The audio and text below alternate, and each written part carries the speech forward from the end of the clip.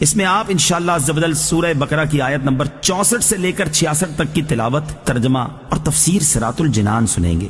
بسم اللہ الرحمن الرحیم۔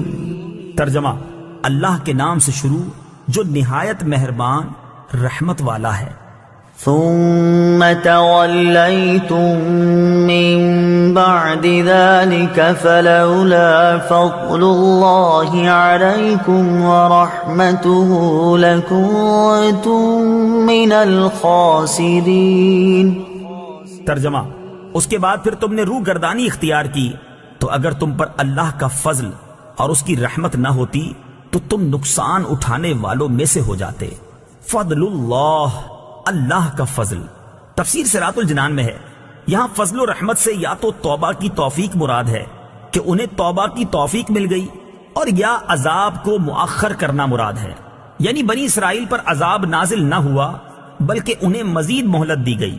ایک قول یہ ہے کہ فضل الہی اور رحمت حق سے حضور سرور عالم صلی اللہ تعالی علیہ وسلم کی ذات پاک مراد ہے، اور معنی یہ ہے کہ اگر تمہیں خاتم المرسلین صلی اللہ تعالی علیہ وسلم کے وجود کی دولت نہ ملتی اور آپ صلی اللہ تعالی علیہ وسلم کی ہدایت نصیب نہ ہوتی تو تمہارا انجام ہلاک و خسران ہوتا۔ اس سے معلوم ہوا کہ حضور اقدس صلی اللہ تعالی علیہ وسلم مخلوق پر اللہ تعالی کا فضل بھی ہیں اور رحمت بھی ہیں۔ وَلَقَدْ عَلِمْتُمُ الَّذِينَ اعْتَدَوْا مِنكُمْ فِي السَّبْتِ فَقُلْنَا لَهُمْ كُونُوا قِرَدَةً خَاسِئِينَ۔ ترجمہ: اور یقیناً تمہیں معلوم ہیں وہ لوگ جنہوں نے تم میں سے ہفتے کے دن میں سرکشی کی تو ہم نے ان سے کہا کہ دھتکارے ہوئے بندر بن جاؤ۔ الذین اعتدوا، جنہوں نے سرکشی کی، تفسیر صراط الجنان میں ہے۔ شہر ایلا میں بنی اسرائیل آباد تھے، انہیں حکم تھا کہ ہفتے کا دن عبادت کے لیے خاص کر دیں اور اس روز شکار نہ کریں اور دنیاوی مشاغل ترک کر دیں۔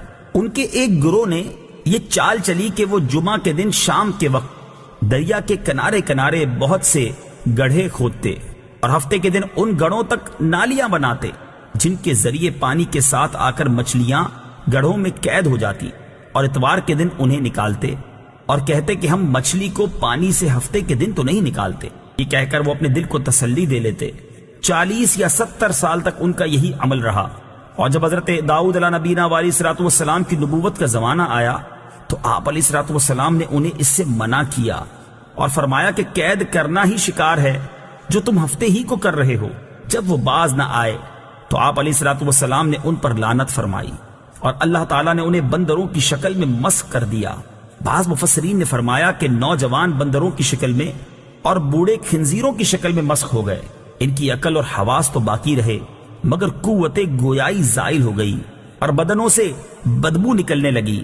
وہ اپنے اس حال پر روتے رہے یہاں تک کہ 3 دن میں سب ہلاک ہو گئے، ان کی نسل باقی نہ رہی، اور یہ لوگ 70,000 کے قریب تھے۔ اس واقعے کی مزید تفصیل سورہ اعراف کی آیت 163 تا 166 میں آئے گی۔ حیلہ کرنے کا حکم۔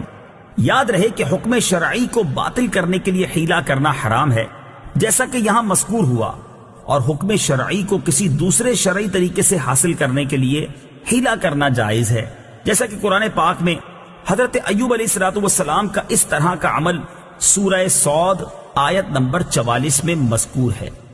فَجَعَلْنَاهَا نَكَالًا لِمَا بَيْنَ يَدَيْهَا وَمَا خَلْفَهَا وَمَوْعِظَةً لِلْمُتَّقِينَ۔